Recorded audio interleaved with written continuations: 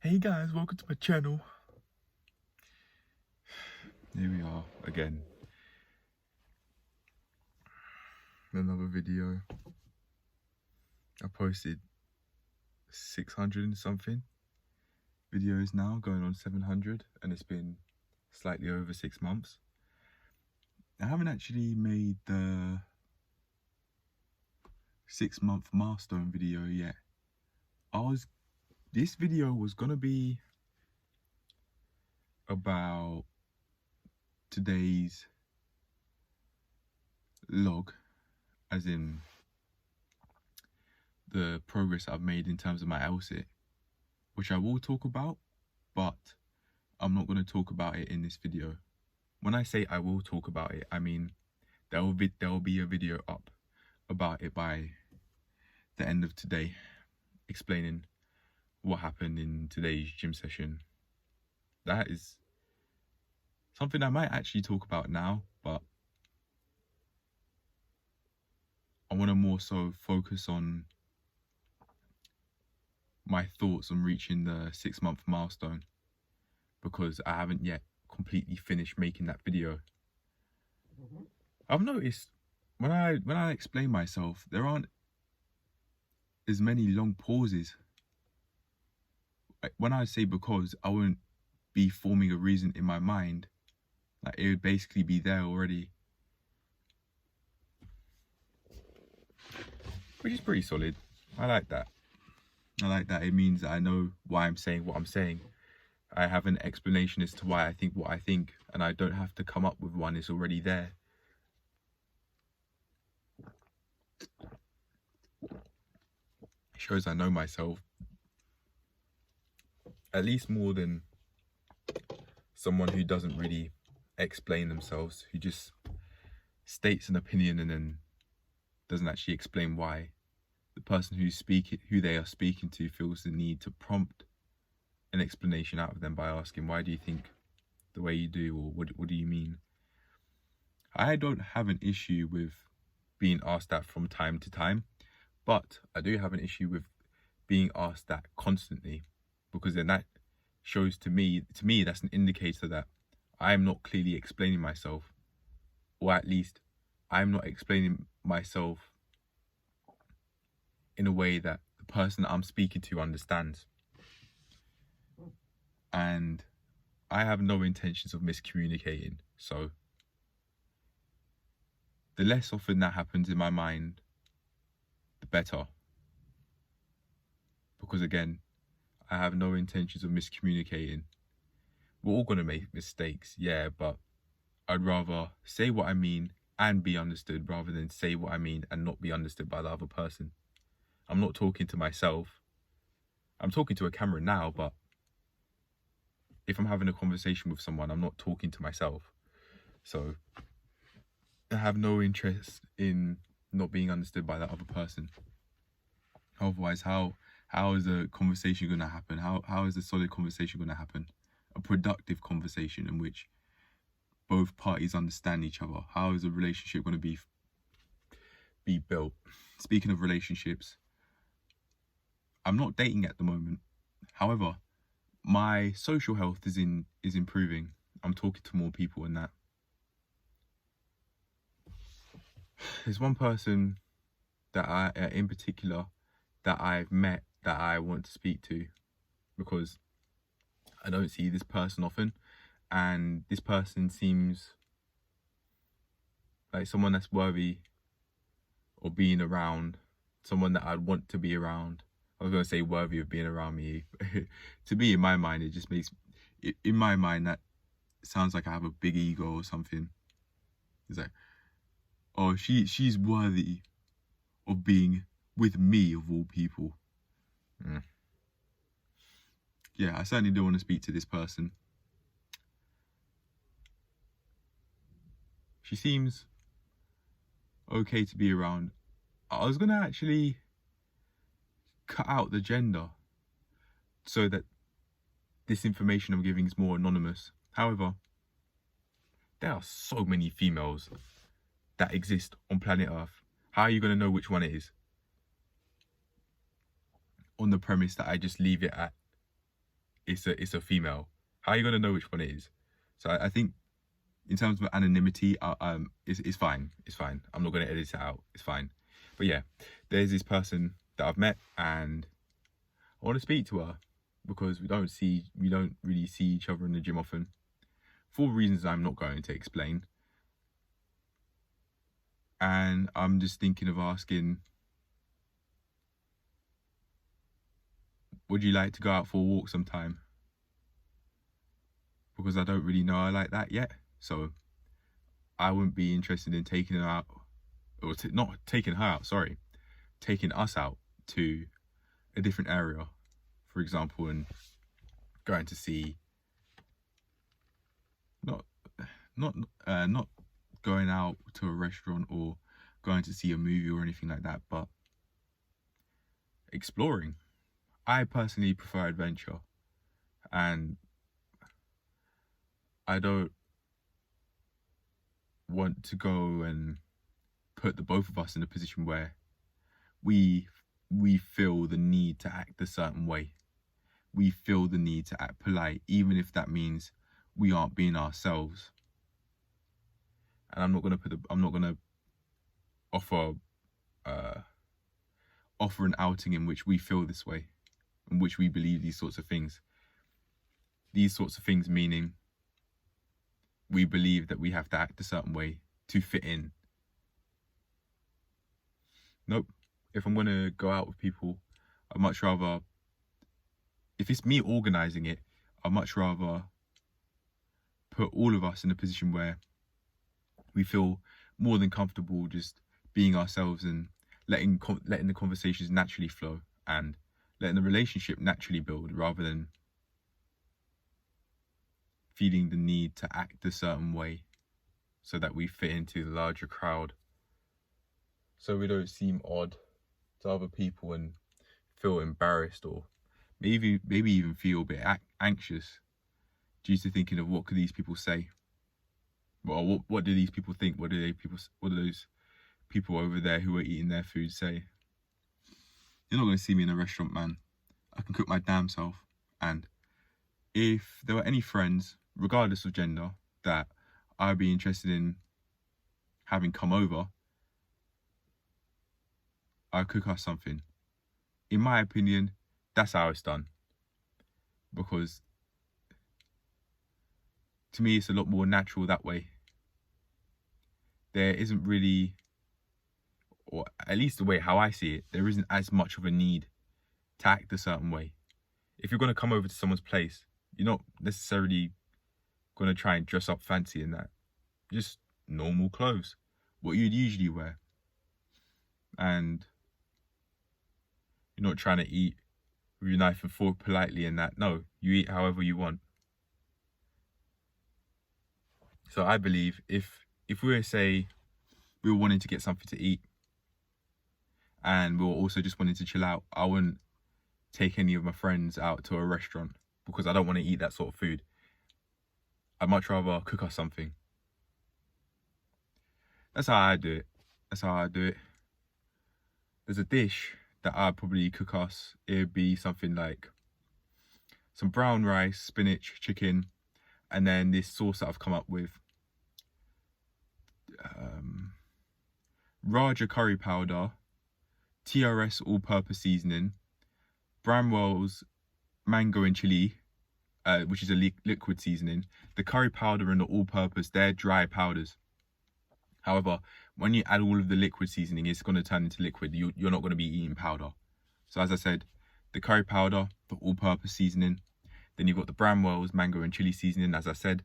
Then you have the Caesar salad dressing, and just a little bit of lemon juice, so that it's a bit more tangy. The Caesar dressing would make the seasoning a bit more tangy as well, but the lemon juice also, it adds to that. And then if you want, you can add some honey into it to give it a sweet taste. To have a tangy and sweet taste to it. There's so many ways you can make this sort of seasoning.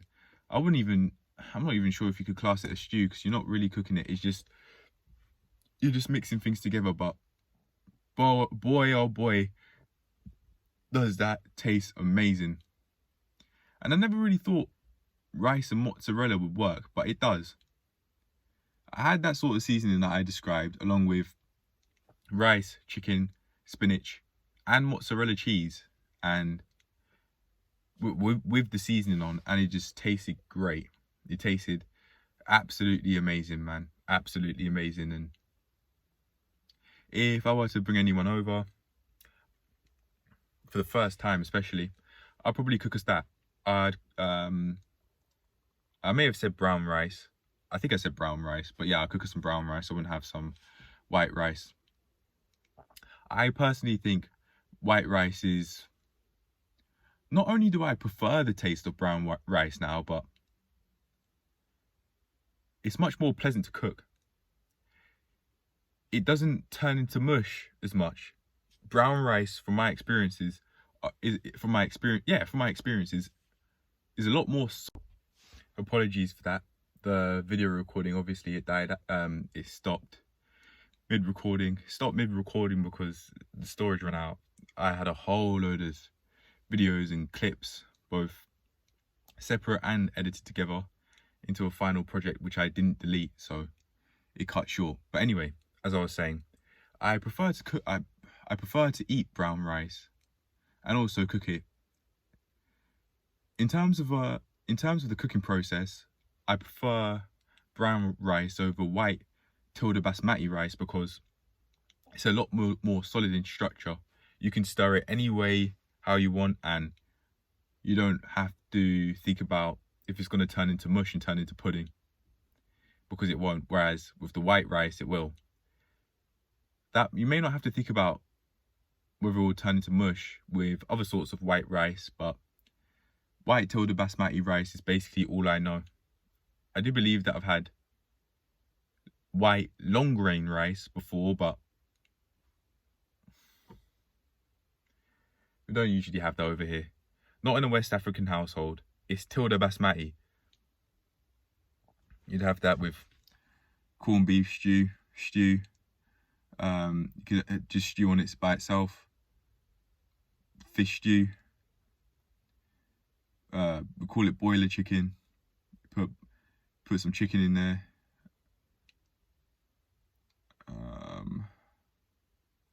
I think I said corned beef. Curry. Sorry, I spat everywhere. Curry. We don't really do biryani though. But again, not surprised, because it's a West African household. It's not an Asian household where biryani would be cooked often. When I say Asian household, it doesn't, just because you're Asian doesn't necessarily mean you eat biryani, but I'm saying just like a stereotypical Asian, Indian, Pakistani sort of household. Stereotypically speaking. Yeah, we don't really have biryani over here because we've got jollof. That is our equivalent over here. But anyway, yeah, I prefer not only to eat brown rice, but I prefer cooking brown rice over tilde basmati rice. I would have never been saying that, because in the past, if you asked me 2 years ago, I wouldn't even know what brown rice tasted like. But yeah, I really enjoy it. It actually reminds me of takeaway, right? Brown rice reminds me of Chinese for some reason. I don't quite know why, but it could be the texture.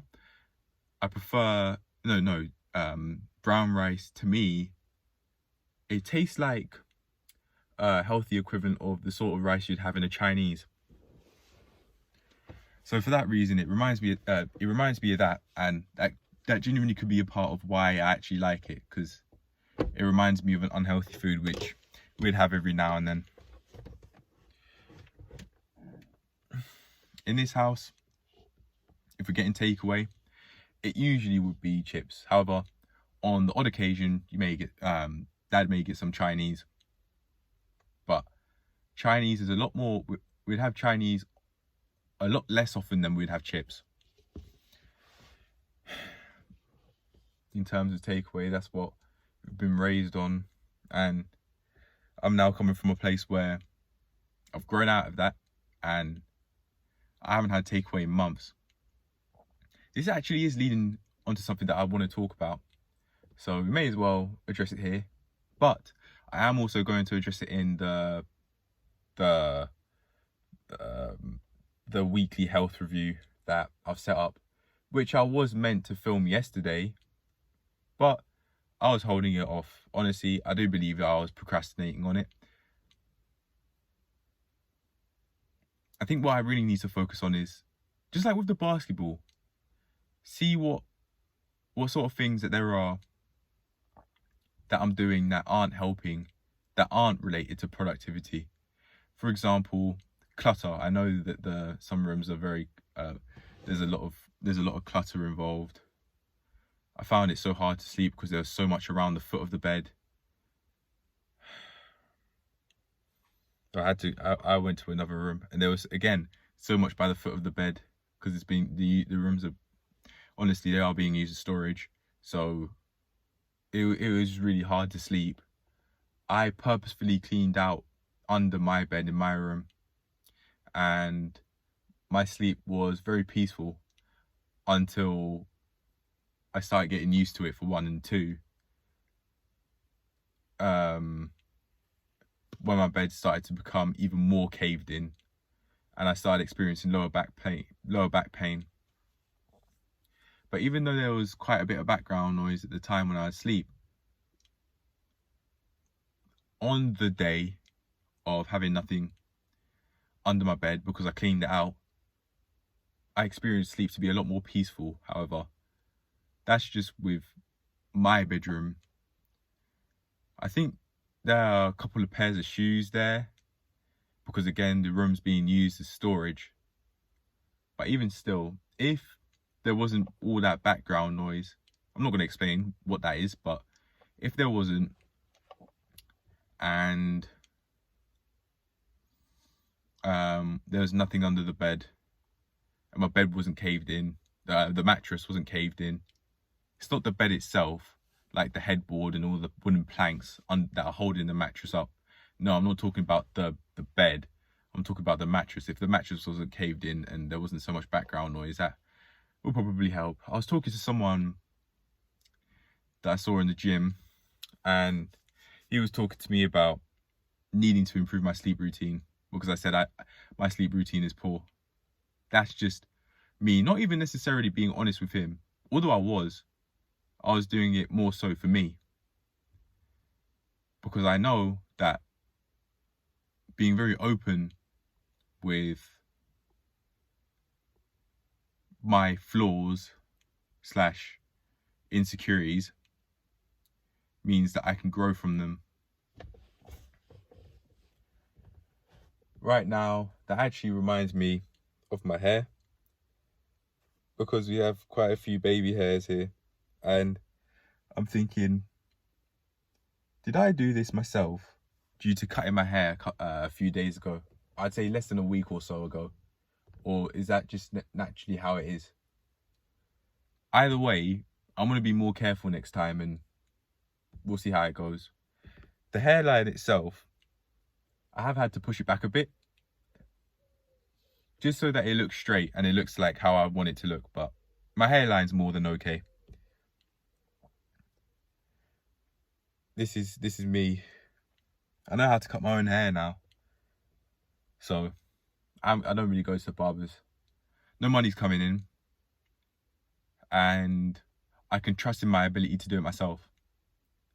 I don't quite yet have the mirror which shows the back like this and then shows the sides like this, which you could use to help cut your hair. So you'd use this mirror, which you'd hold at the back of your head to be able to see all angles of your head.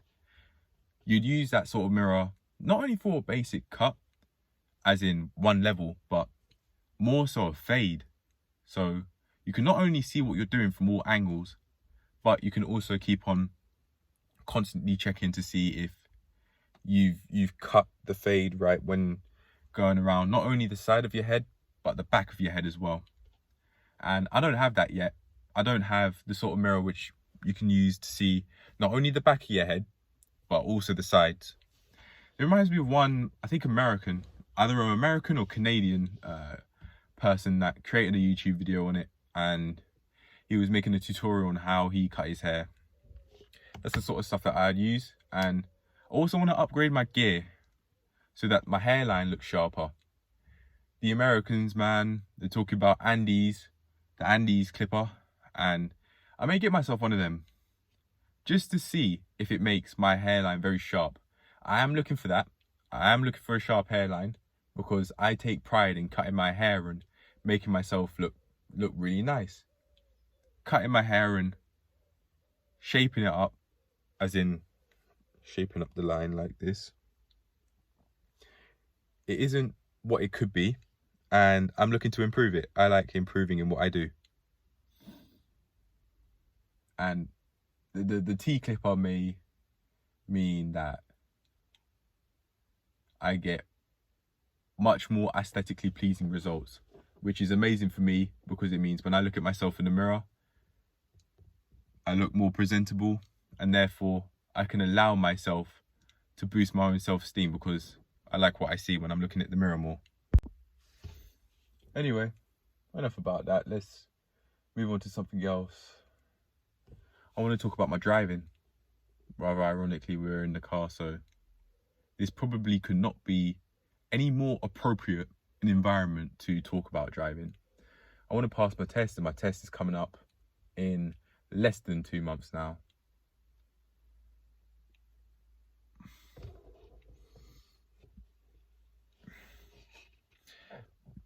I don't feel nervous for the test.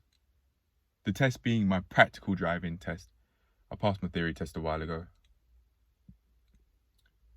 It's coming in less than 2 months, and I need to get my organisation up because there was one time rather recently that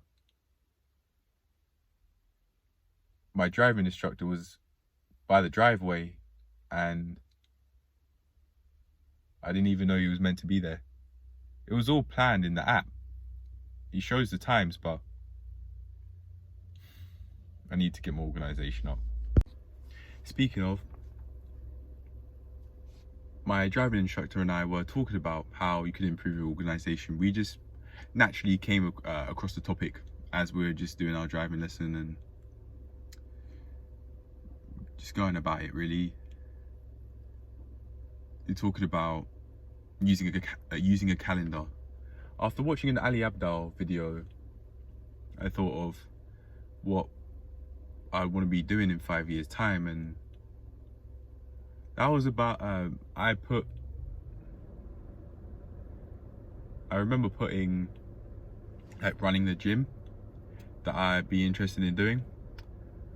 I have an idea of where I want to be running this gym, but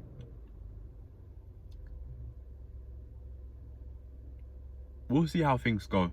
I may decide to take more of a digital nomad sort of lifestyle because I'm really interested in traveling the world and seeing not necessarily everything, but seeing a lot of what the earth has to offer in terms of culture and different ways of life. Not only for the sake of just seeing them and learning more about life, but potentially being able to learn from all of these experiences in the sense of taking things here and there from different cultures and applying them into my life so I can become more of the person that I'd want to be and live a life I consider more than ideal. I don't think I want to be able to get that on the premise that I stay in this country for the rest of my life. I basically have never left this country before. I did leave when I was very young, but I don't have any memories of that. When I was very, very, very young, my family went out somewhere, but I don't have any conscious recollection of that event. So, in theory, I have never left the country, and sure as hell not by myself. But that'll happen one day. That's on the way to happening. I'll go and branch out slowly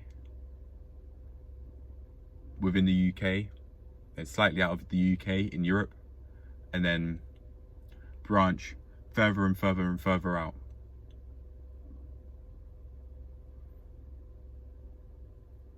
I just, very generally speaking, I want to go to many different countries. I've never really thought of India as a country I'll go to. Not for any particular reason, but I haven't really thought of it until now. That's just the country that's popped up into my mind as to where I could go. For no particular reason, but I think that I probably came up with that just because I'm thinking of the fact that I would want to go abroad rather than wanting to go to India in particular for whatever reason, i.e. learning more about their culture and their way of life. No, I haven't thought about going to India for those reasons. America is now another one that came up. I have been watching female YouTubers that are American doing those gym haul videos and that, basically just showing their ass off. After watching body painting videos that are a lot more revealing, I was like, wow, whatever, man. I've seen a lot more than that. I didn't really get the sex talk, so I didn't really see any other way.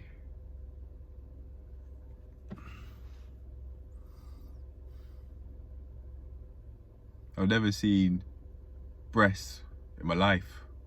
Never. I've never seen a vagina in my life. Never. But eventually, sooner or later, that's on the way to changing soon.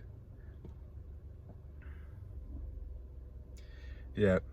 The more I get it together, the more likely that's gonna happen. I'm not trying to keep my virginity, to be honest. I'm now starting to, I'm no longer tying that to my identity anymore by by saying that I am a virgin. No, I instead now say I have my virginity. Explicitly, there isn't much of a difference in wording, but implicitly, in my opinion, the wording has a massive difference in terms of meaning. When I think of the phrase, I am a virgin, to me that means that is a part of, you have made that a part of your identity. You have made that a part of who you are. That is you. You are that, what you've labelled yourself, and potentially what other people have labelled you. Not necessarily to lower your self-esteem and make it seem like you are involuntarily celibate. But yeah, in my opinion, saying that you are a virgin is like, that is who you are. It's a part of your identity. Whereas saying I have my virginity, to me that means that you're not lying to yourself. You know what your sexual status is. However, you're not attaching that to a part of your identity either. You're not holding that so dear, and you're not allowing that to, how do you say it? You're not allowing that to decide how you act and go about conversations, especially with the sorts of people that you would be interested in dating. My sexual orientation's heterosexual, so for me, that would be females. I can't say I've ever really gone into conversations with females to chase pussy, ever. I've certainly heard of that way of life, and I've had thoughts about wanting to have sex and being very sexually and feeling very sexually frustrated. But when it comes to actually having a conversation with a female, when I'm doing it, I've never had those thoughts of wanting to just get to bed her, have sex with her. I can't say I ever have. Even when I'd be having sexual thoughts when I didn't want to, and I try and push them away, no, I don't do that anymore. I allow myself to think any sexual thoughts that I have, and because I do that, what happens is the thoughts naturally dissipate. I just let them go in their own time.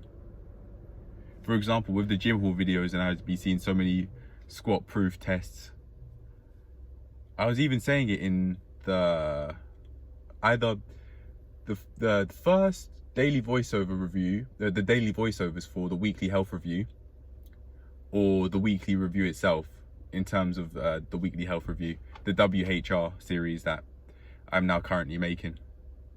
There's no daily voiceover series coming out this week because I didn't film anything, because I was holding it off. I was procrastinating on that, honestly.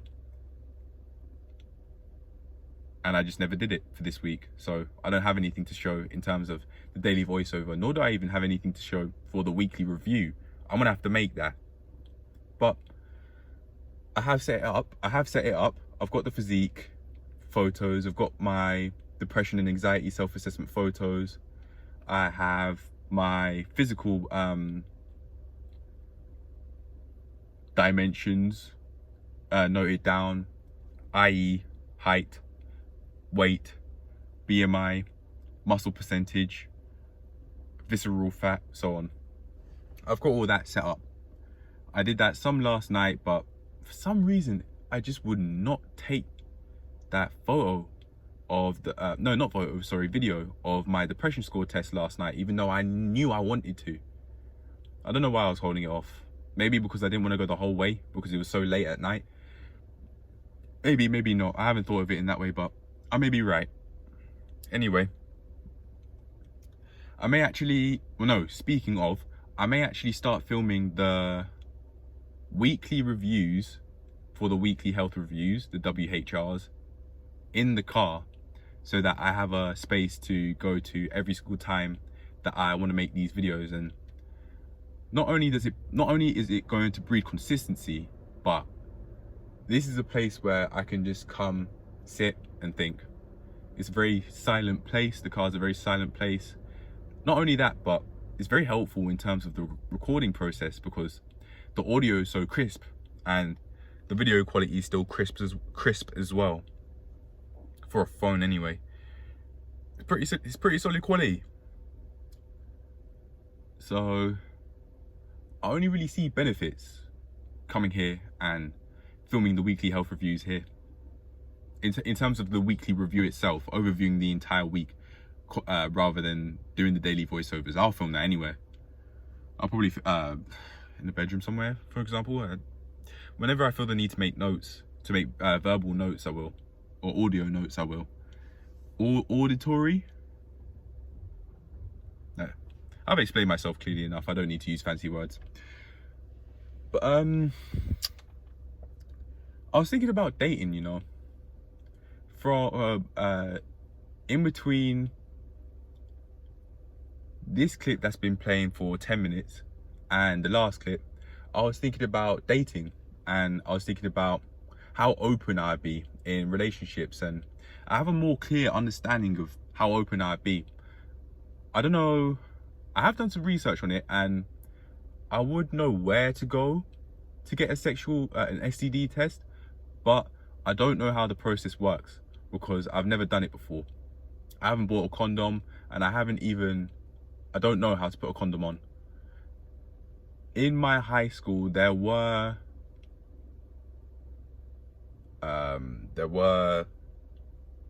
demonstrations of how to put a condom on, and there was also sex education, but not anywhere near as enough sexual education as it would have helped, as probably necessary, to be honest. But even still, I could say it sounds like what I'm saying is what I usually say with my parents, for example, say, oh, they didn't teach me this, they didn't teach me that. But I can't say that because in this case, I can't say the school didn't teach us about sex education, because they did. But I know people came in to teach us about sex education, but it wasn't the school themselves. They were partnered along with the school, I think, and they came in, they taught us about sexual education, but not anywhere near as enough for us to really remember it. If anything, I think having sexual education as an actual class that you'd have to pass will probably be very helpful and save many lives, make less mistakes.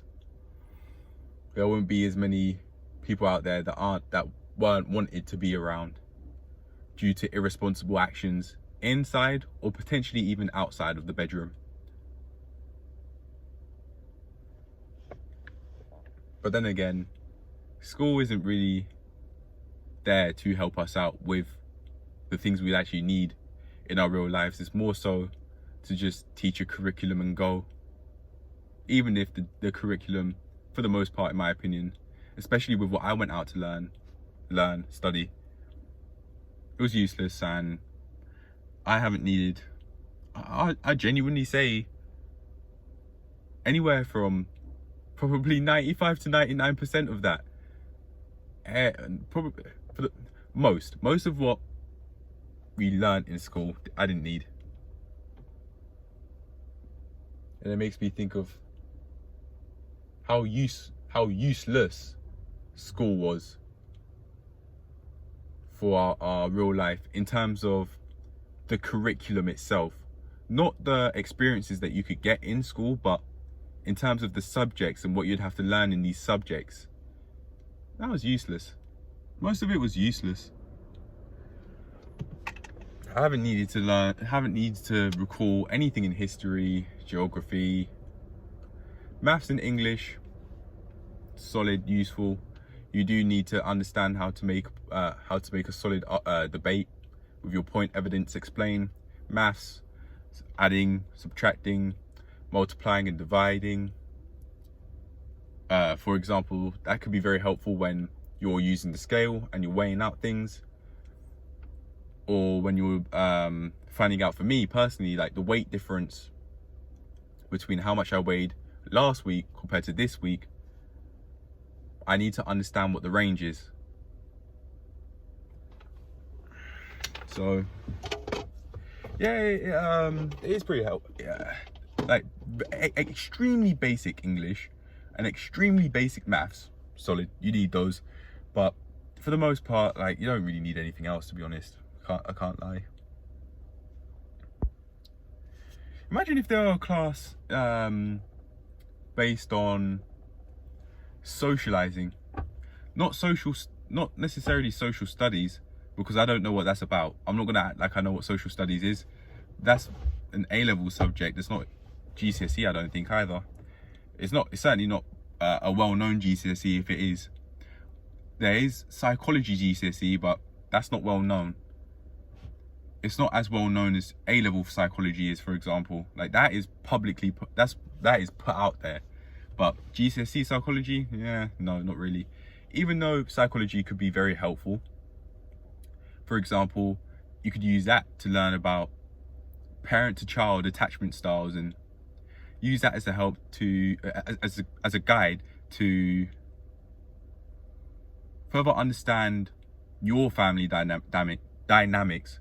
You from sibling to sibling, if you have any, and sibling to parents, or parent, or maybe even guardian, because not everyone has their parents.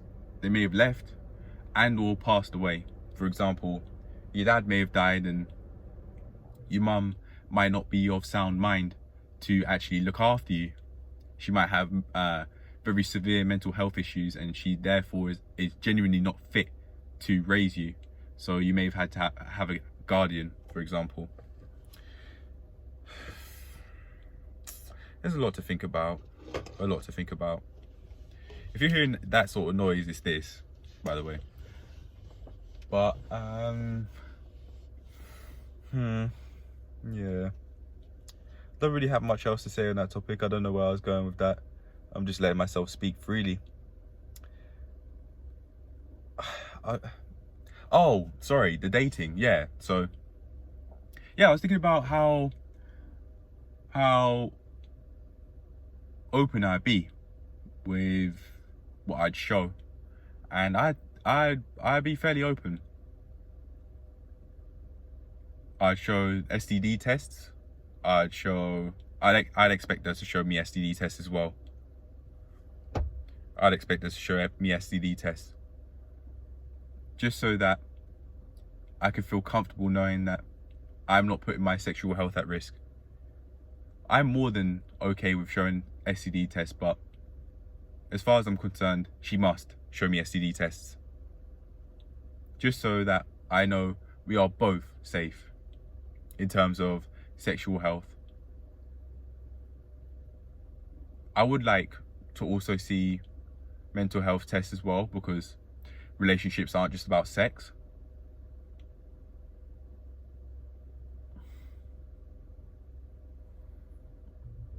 If, say, like, things are leading on, if things aren't leading on to sexual, to, like, not even necessarily sex, but physical intimacy, kissing, oral sex, and maybe even sex itself, as in intercourse. If I could tell, obviously, things are leading up to physical intimacy, I need an STD test. I'm not putting my sexual health at risk. And because I'd be expecting that from the females I'll be seeing, I'll be more than okay with providing those, providing STD tests myself and having STD tests regularly if we are physically intimate regularly. And physically intimate doesn't necessarily even mean sex, but for example, a lot of making out. Yeah, I need STD tests because I'm not going to put my sexual health at risk.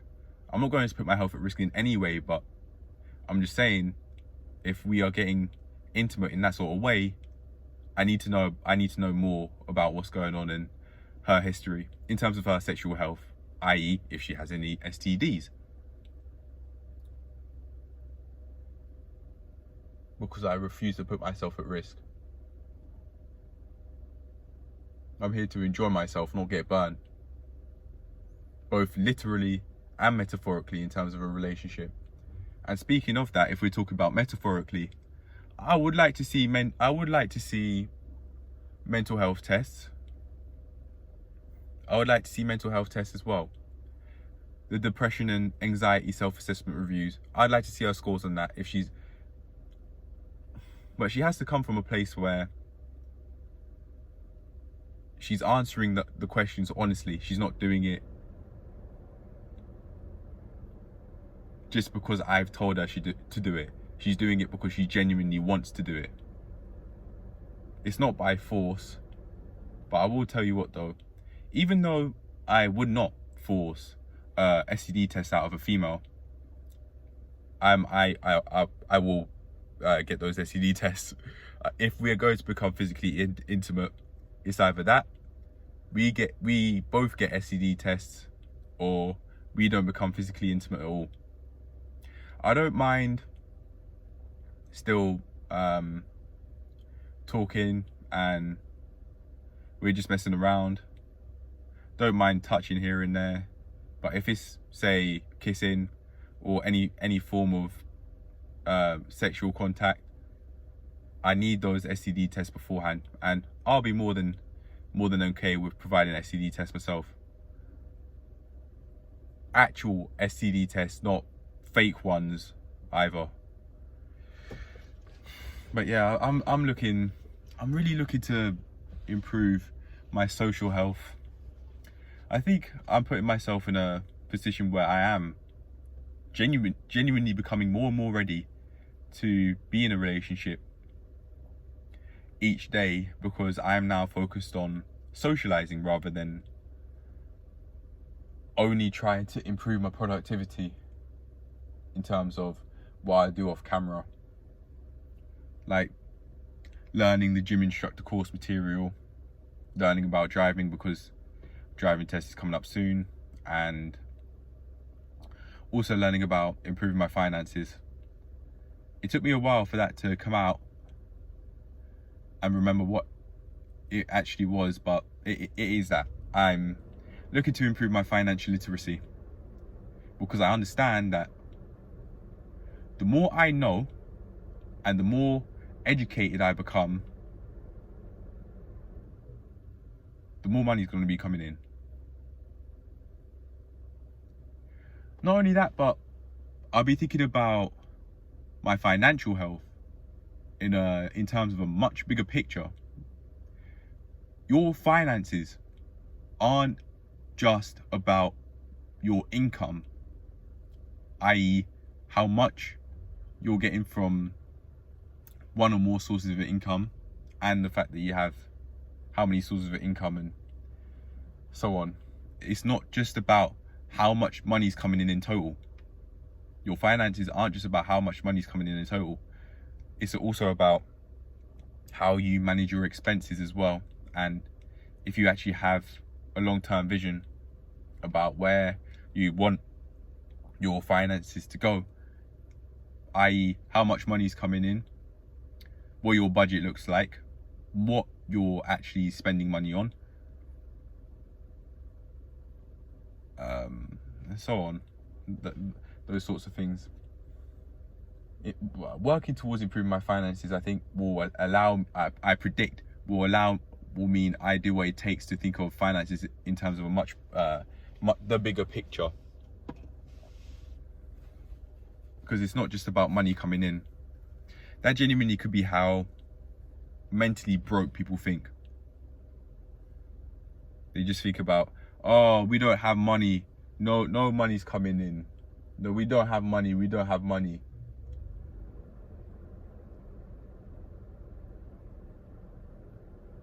But if I allow myself to stay uneducated, and I'm in a situation where I'm paying rent in a place that I'm renting, and I'm the only tenant in, I most likely am going to start thinking that way as well. Because that's what I've been hearing quite a bit.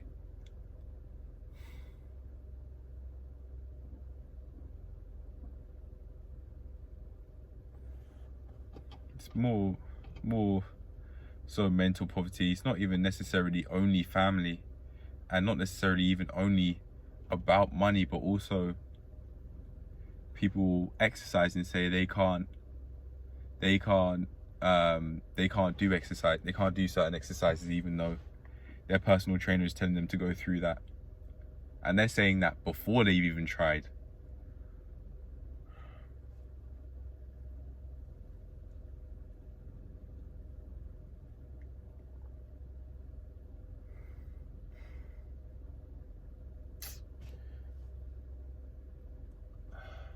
I really want to improve my social health, and that really want to.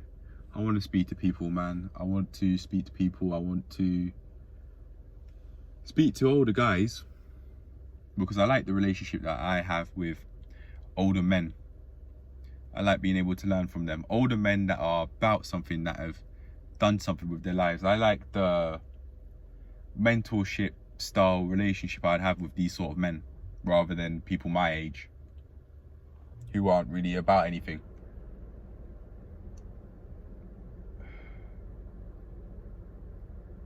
And I'd also be speaking to females around my age or slightly older.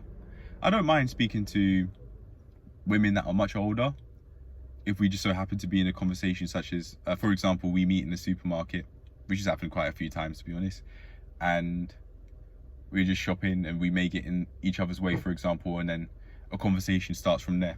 I don't mind that happening. I'm not going to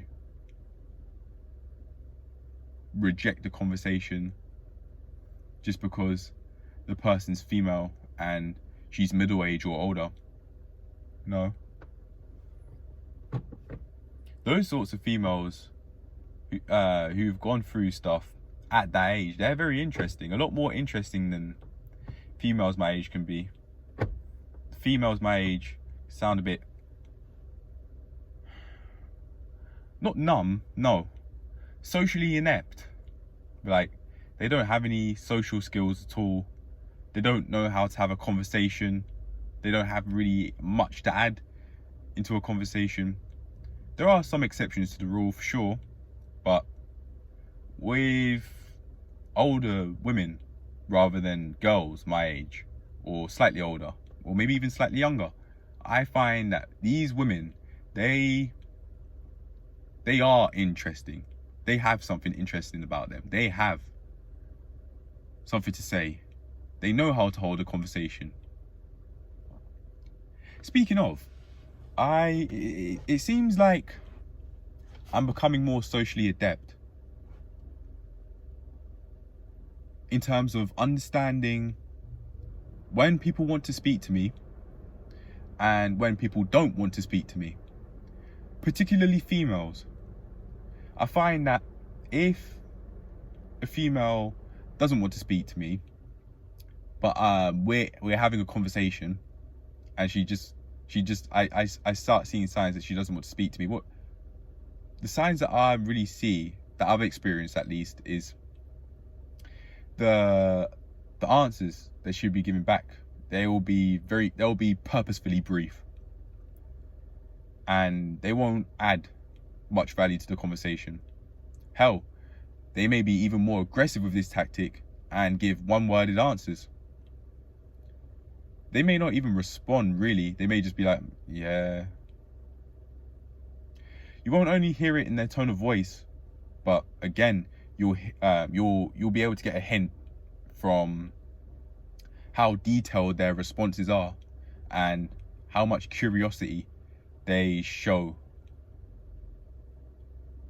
or how much curiosity they show in this conversation by asking questions back, rather than you only being the one that asks questions. That's how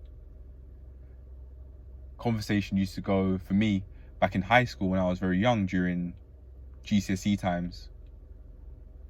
One thing I used to do in particular when speaking to girls, which I'll never do again, is saying that you're the only girl that I'm speaking to. That sounds very sympathizer-ish. Like, oh, how cute. Mate, translation: go speak to more people. Are you socially inept? Like, I'm looking for a friend, not a tag along. Not someone that's just there in my business. That's how I personally take it nowadays. If, regardless of gender, if someone was trying to speak to me, or maybe even like a female that was trying to date me, for example, she's saying, oh, you're the only guy I'm speaking to. From in terms of like how I think now, I probably think something similar to how they think, or how I think they'd think, they being females my age. I probably would be thinking, so what, you don't really have male friends? You don't have male friends, but you're purposefully just only speaking to me. I don't find that cute, you know. I don't find that, if that actually is true, I don't find that cute. But I didn't understand that back then. And females genuinely may think that same way. Like, that's not cute. If you genuinely are speaking to only me, like, that's what were you expecting? Conversations, when I say those sorts of things to girls on Snapchat, conversation wouldn't last. They wouldn't last, and rightly so. When I reflect, to me, when I say that, it just sounds like they could see something that I couldn't at the time. They might have been seeing that they thought that I was only interested in just dating them or having sex with them, as if I was wanting to get something out of them and only use them in a way that we'd all think have negative connotations. I believe we all use each other. Even friendships, we're using each other to improve our social health or to maintain our social health. So in that aspect, I'd say that even if we are friends, regardless of gender, we are using each other to maintain, or if not, improve our social health.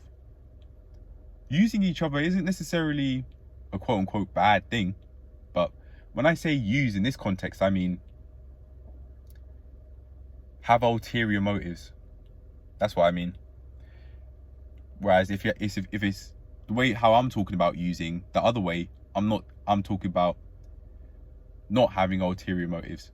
Very clear, and just wanting to have a great time, just wanting to enjoy ourselves, and that being very clear between both parties in the relationship, from friend to friend. I don't find that cute, and I'll never say that to a female again. You're the only girl I'm speaking to. Obviously, that I mean, like, you're the only girl that I'd be interested in dating. But That's not how I meant it. I think that's probably how they understood it, but that's not how I meant it. Even though I did think some of the girls look cute, I don't think I would have really even been able to handle dating someone at that age. I was just way too out of shape. I wasn't in a place where I could buy my own food. I'd rely on mum and dad's food. I was a mess. I was going through a lot of stuff. Yeah. Oh, going back to how I think I've improved my social skills. I think, yeah, if a female doesn't want to speak to you, she'll make it very clear. She may not say it directly, but she'll make it very clear. Purposefully brief responses. Or I've now seen the other side of that, where she is interested in speaking to you, not even necessarily because she wants to date you, but because she just wants to get to know you better for whatever reason. She'll purposefully be around. This is something that I've experienced now. I experienced it a few days ago when talking to someone. Yesterday, actually. I experienced this yesterday. If a female wants to speak to you, even down to a platonic level, if a female wants to speak to you, what I've personally experienced is she will go out of her way to be in your vicinity. She will purposefully go out of her way to be in your vicinity, probably on the premise that it's not disturbing her workout and that, and she can fit in speaking to you with her workout in the context of going to the gym, for example. You don't know each other, you don't have each other's phone numbers in that, but you are around each other because you go to the same gym. I've personally experienced this, and I've experienced one female showing interest in me in terms of just wanting to have a conversation with me, honestly. And yeah, she was purposefully around. She went to the room. She went all the way from the weightlifting room to another room which I've actually filmed reviews in. She purposefully went all the way from the corner of the room, of the weightlifting room, to the room that I was in. And the way I could see this is there's some mirrors. I saw mirrors and reflections in that. And I was looking at her because I'm looking to socialize. So to me, it only makes sense. I wasn't looking at her because I'm interested in dating her or anything, even though she might be a solid date. I don't know, but I wasn't looking at her in that way. But eventually, she comes my way now. She comes into the same room that we're in. And the reason I was in the room I was in the first place is because I was weighing myself and getting all the measurements for this week's weekly health review. My physical dimensions, height, weight, BMI, muscle percentage, and body fat percentage. That's why I was in the room. And yeah, she came my way, and she was talkative, not excessively eager or excessively chatty, but just to a healthy amount, in my opinion. It wasn't anything that I felt disgusted at. It was not anything that was that made me think she's trying too hard. No, to me, it just sounded like a solid conversation. It flowed very naturally. It sounded like she wanted to speak to me because the responses were detailed and she was asking questions back, just like how you would in a normal friendship. We aren't friends, but the conversation that we had was friendly. And in that friendly environment that we seemed to create between the both of us, she was asking questions back. For example, I was just saying to myself out loud, oh, it's gone from, it being my body fat percentage, has gone from 14.7 to 15.4. I'm not surprised. I didn't say this to her. I was just looking down at the floor, thinking aloud. And she asked me, why aren't you surprised? And she was just asking about what I do, and other questions that I don't remember. And I'm not going to try and make myself remember, but you get the point. She will ask questions back. If there's any interest, if she has interest in you, maybe even down to a platonic level, she will go out of her way. She will go out of her way to be in your vicinity, to speak to you, and to want to get to know you better. If say for example, you haven't really spoken to each other before and you're acquaintances but not quite yet friends, she'll go out of her way. That's what I've experienced with that one time yesterday.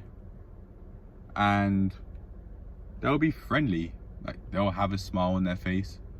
They may not necessarily be feeling happy to see you, they may just be feeling happy in general, but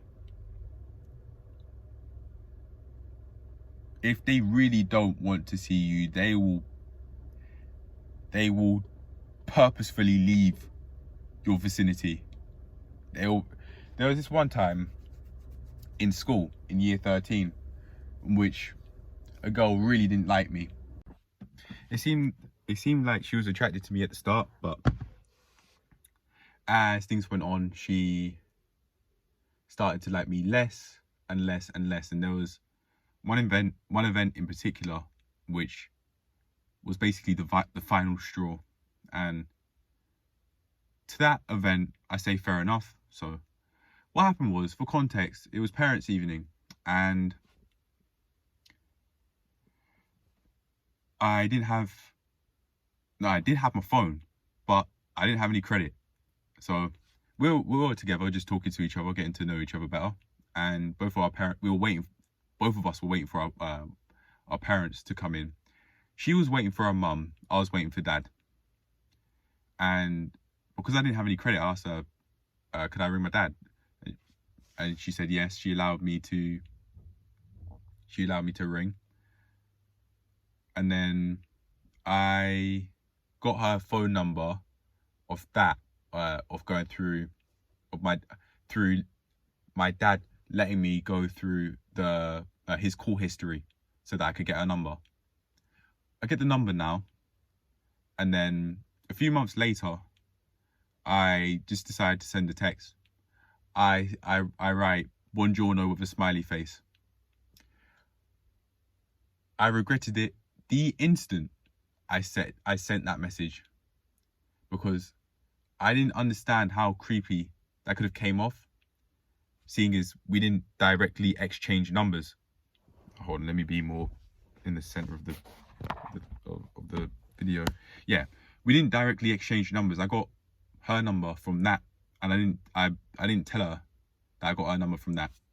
After sending the text, I did explain, but she wasn't interested in understanding. And fair enough, because I can now see how creepy that came off. And after that, I then remember one time in particular, we were in what was called the common room, where there are both tables where you can just sit and chill out, or study.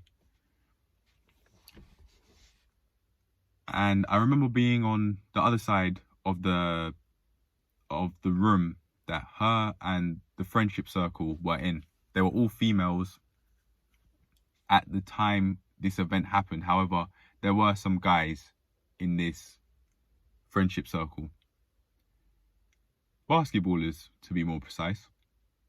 And yeah, she and all of the other females within this friendship group were conversing. They were whispering.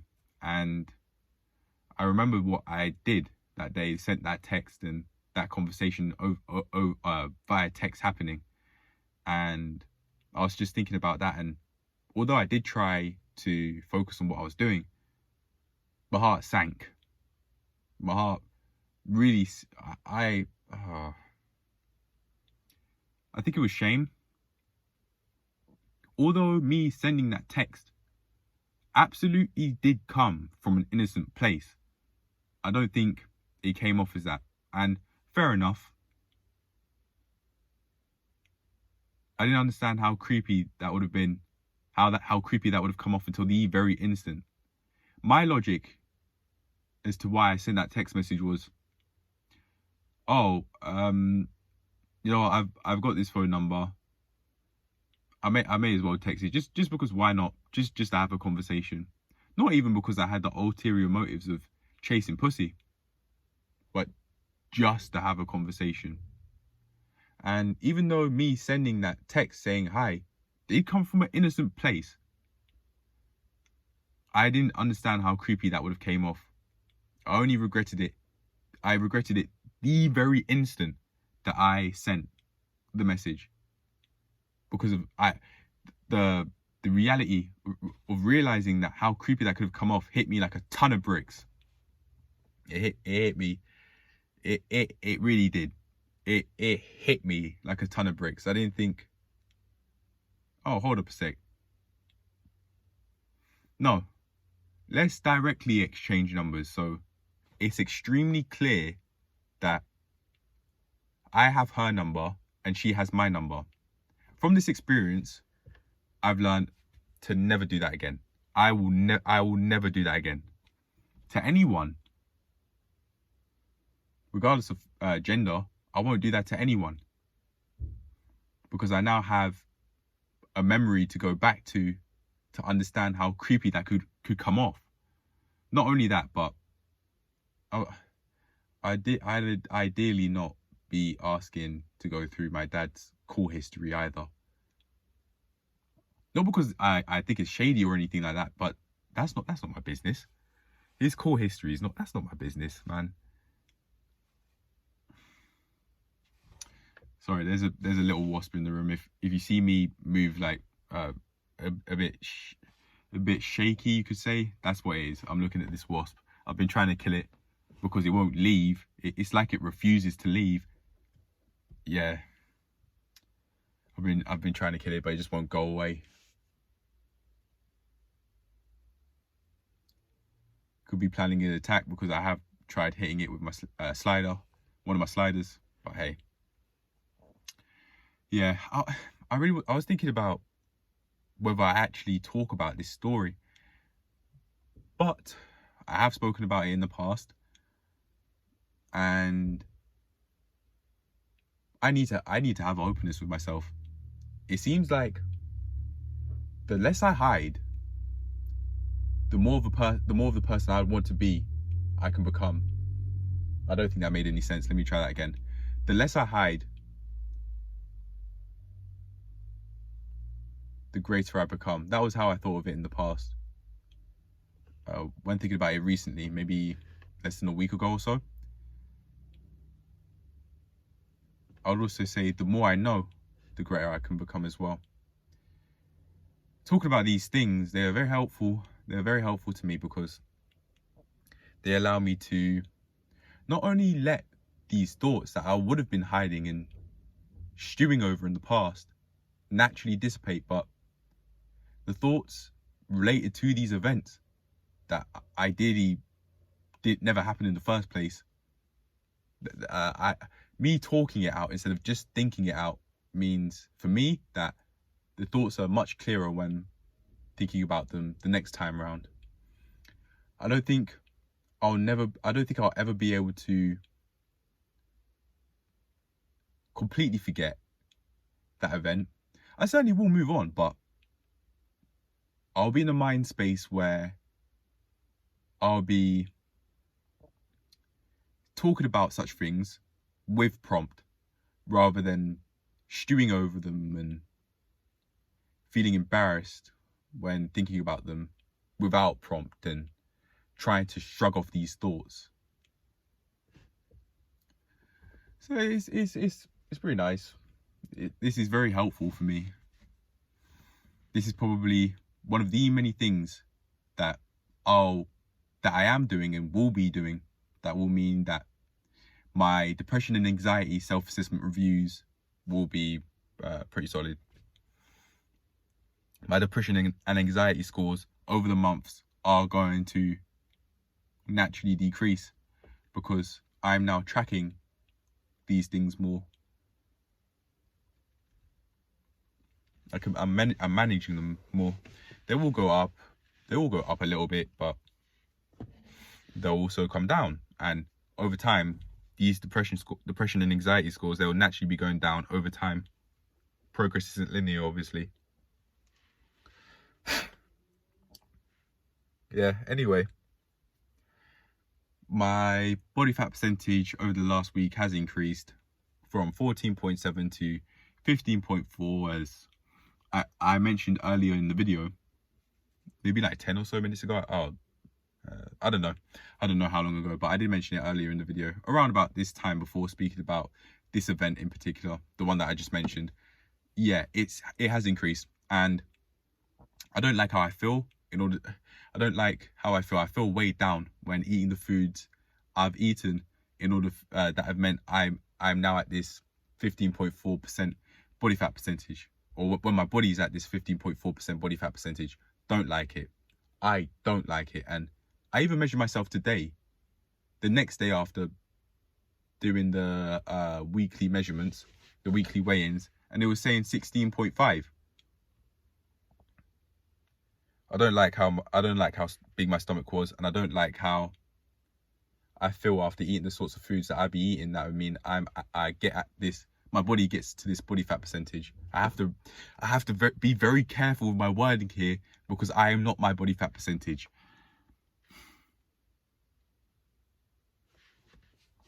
All in good time. I think I genuinely might not be able to be in shape without my phone, without all the things around me being maintained. I can't go around with a smashed screen protector anymore. It's been smashed for months, and I just have not replaced it, because I was thinking of my finances in with a scarcity mindset, just trying to hang on to all of the debt that I haven't yet spent, the maintenance loan from uni, what I was living off before, and the leftovers I have from that. I was just trying to hug on to that, so I decided not to pay for a screen protector, even though it's like, what, less than 10, maybe even £10 the last time I got a screen protector, but that was a long time ago. One thing I'm now thinking of, which is completely unrelated to that, but it's about shopping. I don't know why, but in the past, especially last year, when my mental health was probably at its worst, before actually creating this channel, my mental health was probably at its worst. I even felt fear towards doing shopping, not as in getting the ingredients, but going to a self-checkout rather than a normal checkout where someone would scan the items for you and then you pay. No, I made myself have anxious thoughts about that in the past. I don't think I need to go to a supermarket that has, I know where to go if I wanted to go to a supermarket that has a self-checkout, but the point I'm trying to get at is, I have no idea why, but to me, I just made it such a big deal. I think it could have been, I didn't want to feel embarrassed. I didn't want to feel embarrassed when, if I were to go about the self-checkout process wrong, i.e. putting the bag, or the basket even, in the place where you put it after you've scanned your items compared to before you scanned it. I think I might not have wanted to do it because I felt I made myself feel embarrassed with the what if sorts of thoughts, like what if I get it wrong. I may not have been thinking that directly, but subconsciously I think those were the sorts of thoughts that I was thinking that meant that I felt fear related to this, related to going to a supermarket that has a self-checkout area. But now I just think Now that my mental health is much improved, just think this, the first word that comes to mind, stupid. But if you were to ask me, give a very clear definition, unnecessary.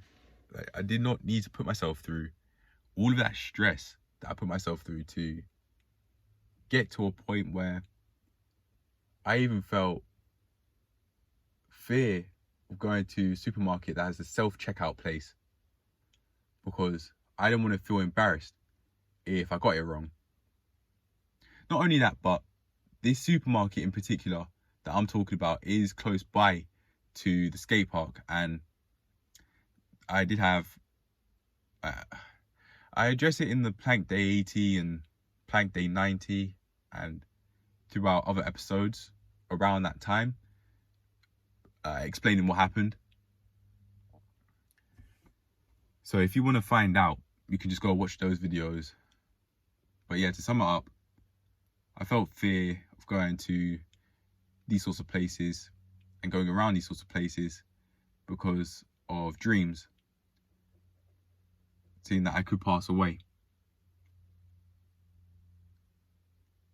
So I thought, I made myself start to think that if I see these people who I've seen go to the skate park, I genuinely could die because of those dreams. Because I made myself understand these dreams as a prophecy rather than a warning. So last year, I was going around feeling a whole load of fear. A whole load. Subconsciously thinking that I genuinely could die if I see a group of teenagers, because of all of those dreams that not only that I had of me almost getting robbed twice, but family members and also a family friend in particular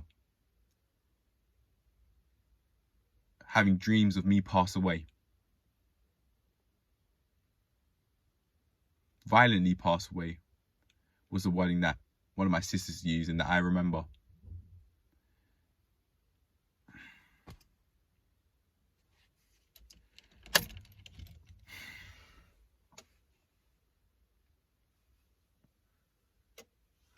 I'm not feeling fear. That's not why I'm rubbing my head. I'm just feeling a bit tired. And I'm also feeling a bit hungry. Mum and Dad are saying that they're cooking, Mum's cooking jollof with some fried chicken. Can't have that stuff often though, because if I do, my health is screwed. My BMI will go way out of whack. It's 20.3, I think. So it's healthy for now. But if I keep on eating those sorts of foods, I'm not going to feel great. I'm going to feel like shit. It's so easy to overdo those sorts of foods because they're very low protein. So you'd be eating many calories, but you wouldn't feel satiated because it's so low protein. I'm just done with that sort of lifestyle, man. I'm so done with it. These would be the sorts of clips that you'd see in motivational videos, but this is just, it's not that. It's not pretty. There isn't any music in the background trying to make it seem like, oh my god, yeah, this is great. This is my backstory. And yeah, no, I'm in the car by myself. There's no music playing. That would probably overstimulate the mind. Nope. This is me just talking and working things through in silence. Silence meaning no one else is here with me. And if I stop speaking, this place there'll be no sound going on, excluding nature. See? It's silent in that way. There's a lot to think about, really. There's a lot to think about. I want to improve my social health so much. I do want to have money come in, and sooner or later I will be past my driving test. But all of these things, they are not even on the way to, they are happening. My social health is improving. I am speaking to more people. And with my driving test now, I am taking driving lessons, and I'm very, very, very close to passing my practical driving test because I've stopped postponing it. The date is nearby and I'm not going to change it because I've noticed that if I keep postponing it, I just won't do the test because I'd be putting it off and putting it off and putting it off and putting it off. Potentially out of fear to take my test because we'd be seeing that as, because I'd be making myself believe that that is the end, when in reality it absolutely isn't. You could do more than just that, even with tests, but I'll be driving for the rest of my life, really. Hell, I may even learn how to drive on with a left-hand drive on the right-hand side of a road. Who knows? I might do. It might be quite fun.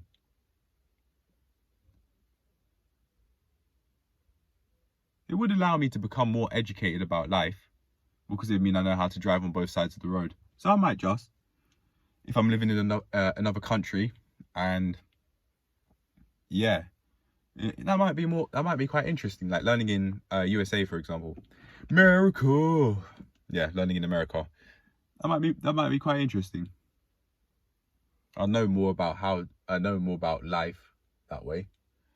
Be speaking to a driving instructor over there as well. I'll be learning more about American culture and maybe the slight nuances between English/UK culture and US American culture. I really want to improve my productivity, but I think what's happening here is I need to improve other areas of my life first before that will naturally improve. Just like how I had to improve my ball handles in order to improve my shot accuracy and to make more makes and to improve my shot form as I go through the motions. I might have to improve different areas that aren't related to doing stuff before I'm able to do stuff, such as being in a clean place, being in a place where there's no clutter and it's easy to move about. I can just be there, focused, not distracted, and know what I want to do. I haven't even thought about it in that way. But yeah, when wanting to improve my productivity, I wouldn't really think of, okay, within the learning what a PT has to know, increasing how much I know in terms of like driving theory and improving my finances, I wouldn't be having very specific plans as to what I'd want to know, what I'd want to learn. Not only that, but I wouldn't have a calendar to tell me, okay, from this time to that time, this is what I'm doing and this is what I'm learning, or this is what I'm doing in general. There's too few forms of accountability for me.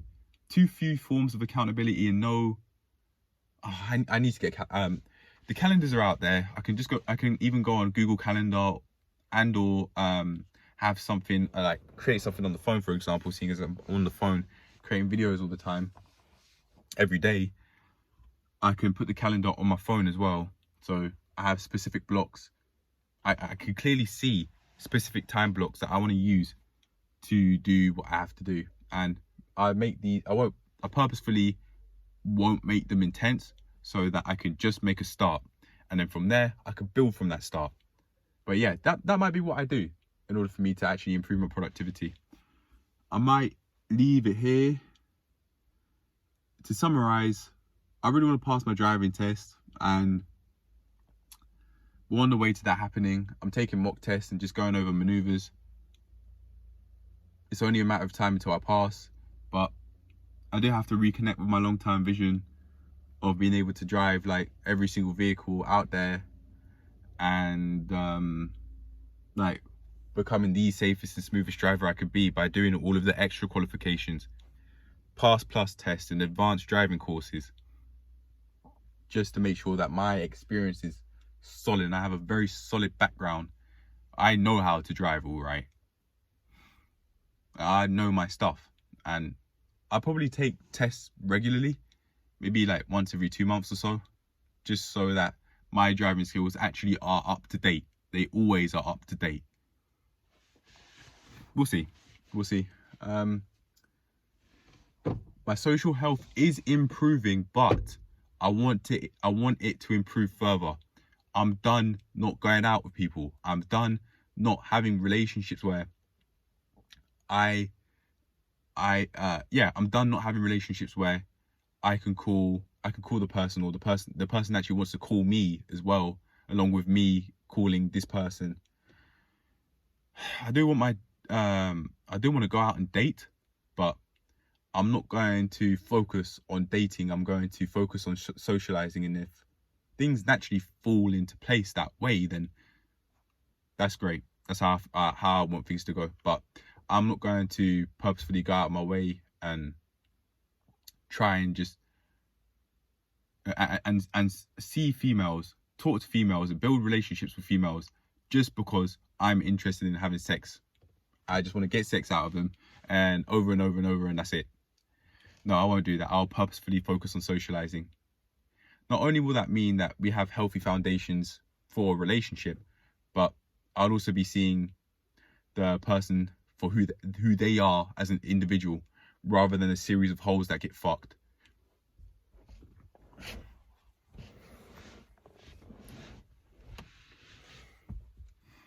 I wouldn't want to be seen as just a fucking shaft and a tip by a female. So I'm not going to purposefully go out of my way to just see them as individuals to have sex with. I don't want to just be used. I don't want to be used and abused. So I'm not going to go out of my way to make it seem like I want to do that to other people either. No. I'll build friendly relationships with females, and if things go into like a dating direction, then that's more than okay. Just on the premise that our relationship's healthy, and we are open enough to the point where we'll have regular STD tests, and our relationship is very clear. We've made it very clear what our relationship is, whether it's monogamous or polygamous, open. We are also regularly getting STD checks due to being sexually active. We are regularly taking depression and anxiety self-assessment reviews, and I'd ideally like to think once a week, but that might not be realistic. So I'd say once every 2 weeks we have a very deep conversation just about whatever's on our mind. And from there, like therapy, and from there we can just build very healthy relationships. So there isn't only the time when we'd have fun, but we'd also have some time set aside to also have very serious conversations, which I think would be breeding grounds for a very healthy relationship, because you'd have both sides, and the relationship would be very open in terms of how much you're willing to reveal to the person you're seeing, but only to a healthy amount, not an excessive amount. So if there are things that you don't feel comfortable with talking to your partner about, there are boundaries in place. The both of you have set boundaries. If it's a monogamous relationship, the both of you have set boundaries. Or if it's a polygamous relationship, all of you have set boundaries, and the boundaries are clear, set in place, and they won't be crossed. As to what you are and aren't willing to say, and what you are and aren't willing to talk about. Like Love Dorsey said, there genuinely are just some things that are just for you. Just like how there are some things that are just for the other person. Your business isn't completely their business. They're just some things I'd rather not talk about, such as maybe some moves that I'm doing, like explaining in every single way how I want to progress in my life. Not everything's their business. Just like how the sea cuts both ways. And the same goes for her. Not everything that she has going on in her life, or if you're going into a polygamous relationship, how much they have going on in their life, not everything is your business. Not only as a man, but also as a female. The sea cuts both ways.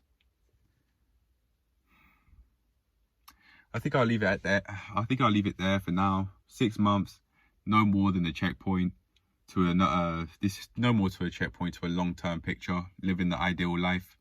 Whatever that is, I don't even know, because I wouldn't say I've got there yet. But when I get there, I'll know.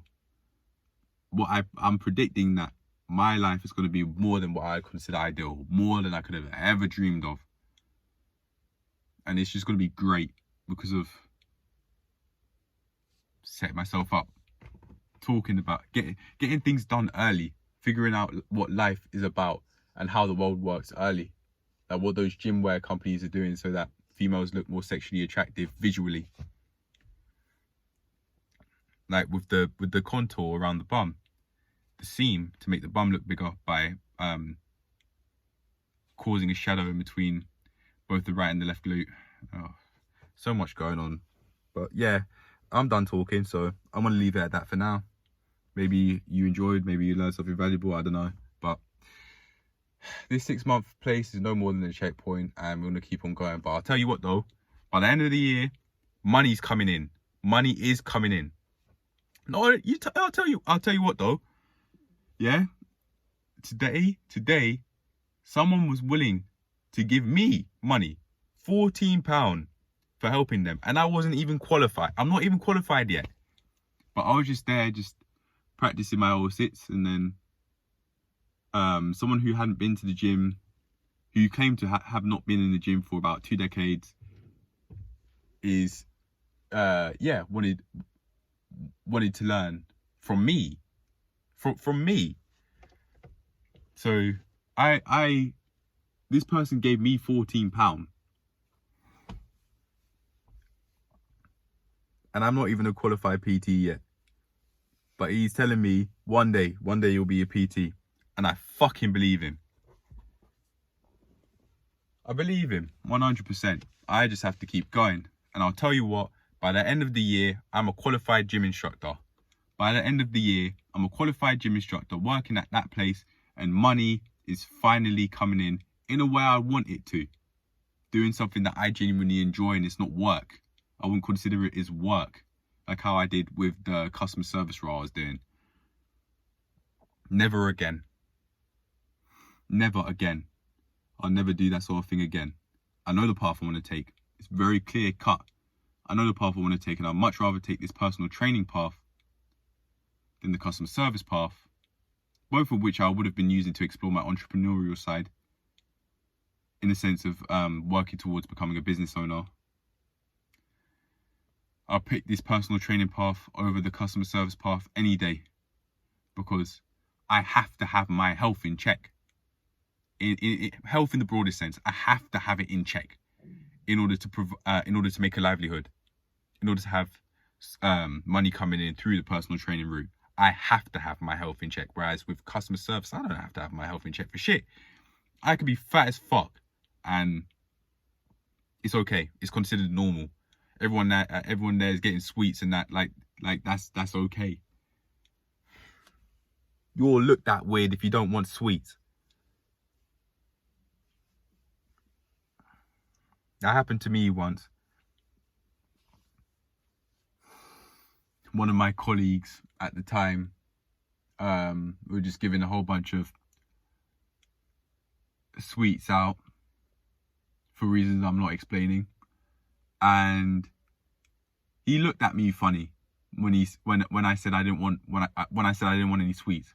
He said, "Oh, you don't want sweets?"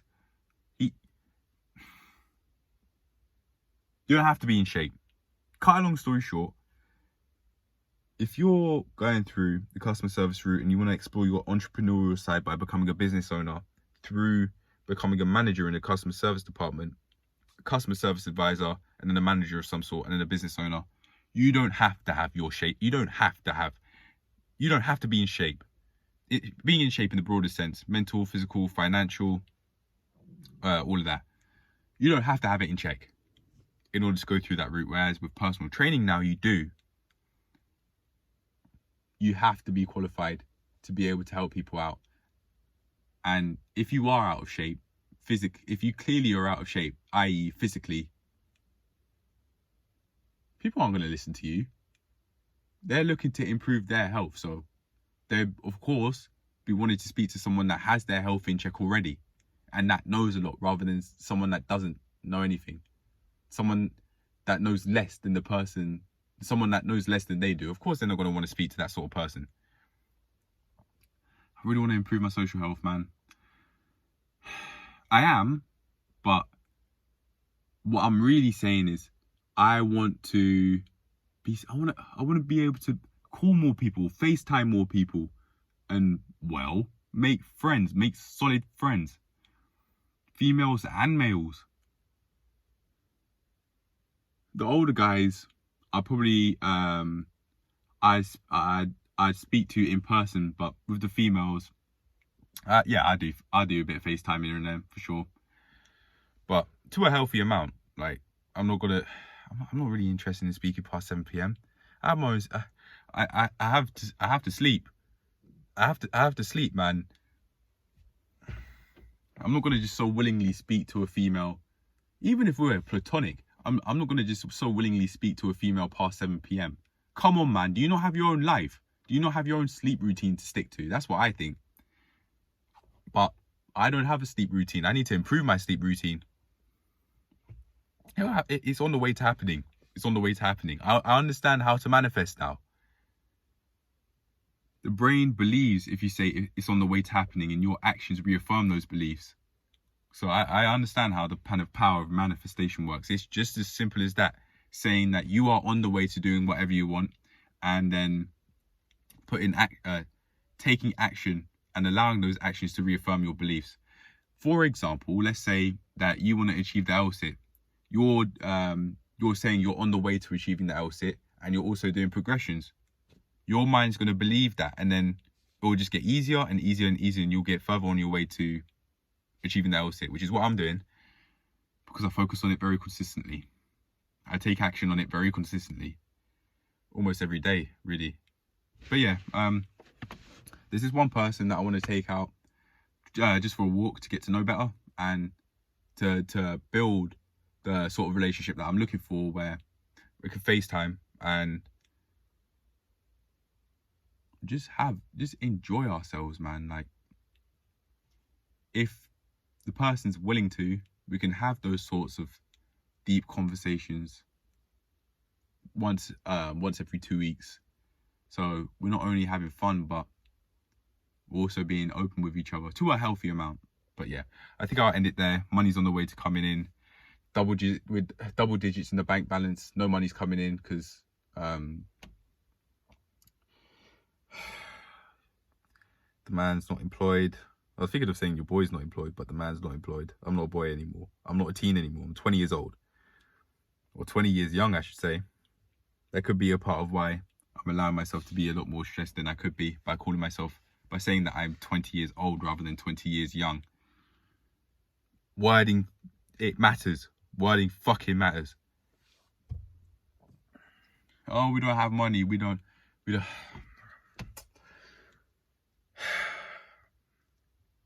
No, I refuse.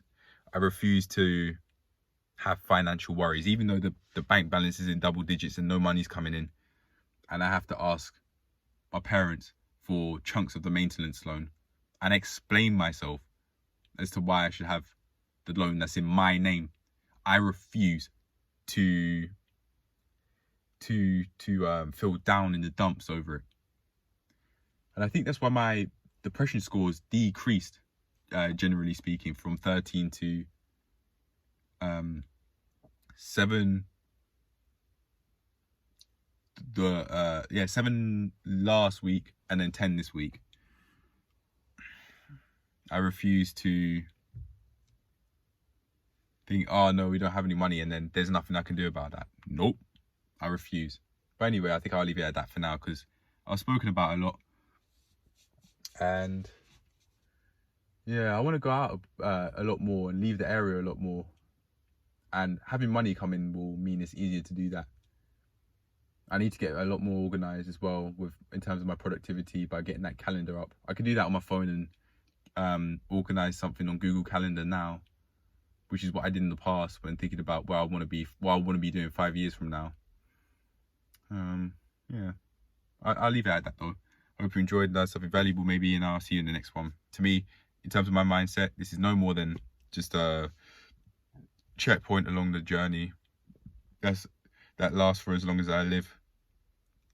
If my journey lasts for as long as I live, and then this journey other people can use even after I'm gone and been and gone. After I've passed away, people could see it. I may make a video like how Hybrid Calisthenics did, explaining like what my thoughts on my death, and also what I'd want done for my funeral, just in case, you know, take the proactive approach rather than just believe, rather than them having people around me, my family, just believing, oh well, he would have been happy with. No, fuck all that. I'll make sure that it's very clear cut and precise as to what I'd be looking for out of the funeral. And now I'm starting to think about religious beliefs and how I'd want to be buried. Would I rather be buried as someone that as a Muslim when I really believe I don't have religious beliefs, or someone that's an atheist? I wouldn't want to be an ignorant. In terms of religion, I certainly have no interest in being ignorant and not knowing about religion, but I'd rather pick and choose from lessons from all religions and be open-minded to all religions and the messages that they all have, compared to, in my opinion, being a lot more tribal about how you think about religions, in the sense of believing that you have these sets of religious beliefs, and anyone else who doesn't have those sets of beliefs, regardless of whether they do or don't believe in religion of any kind, they are wrong and they aren't right. Their view of religion isn't right. I don't want that for myself. And if I have to not tie myself to religion in order to get that way of life, then so fucking be it. So be it. Doesn't matter what my parents think. So it doesn't matter what my parents think about Judgment Day and all of that. No, this is how I want to live. I'd much rather be in a place where I'm open-minded to all religions, rather than being a lot more tribal about it and thinking that if you don't believe in Islam, your view of religion is wrong. Fuck that. But anyway, I think in terms of religion, people genuinely could have just taken it too far. It's something to learn from, a form of guidance, but it's not the way. And I think some people may have forgotten that. It's not necessarily the way. There isn't necessarily only one way about living life. There isn't necessarily one way about going about living life. But anyway, yeah, I'm done. I'll see you a lot later. Yeah, I really want to improve my productivity, and I think that it would drastically decrease my anxiety and depression scores, and also having money come in will do the same.